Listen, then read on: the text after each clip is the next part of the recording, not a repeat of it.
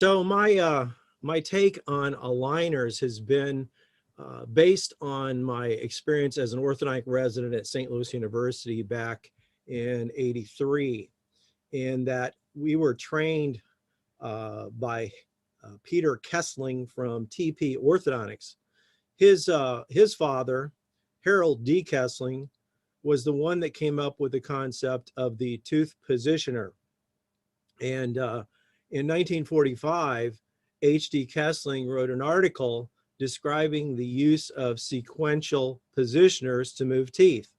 So when introduced to the idea of using a series of clear retainers in effect to move teeth in small increments back in '99, it certainly made obvious sense to me. And it was something that I didn't go into exclusively because the majority of my patients are still treated with traditional braces, but it was intriguing and I got involved in using aligners from that point forward in my practice.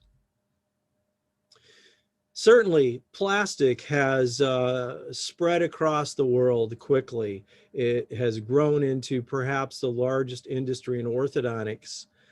Some of that's good, some maybe not so good. We've seen it in pop culture.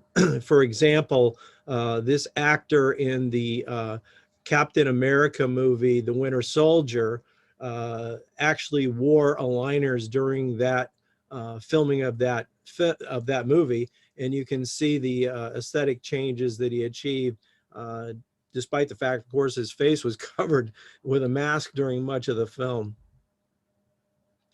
The pop singer from Canada, Justin Bieber, many years ago was perhaps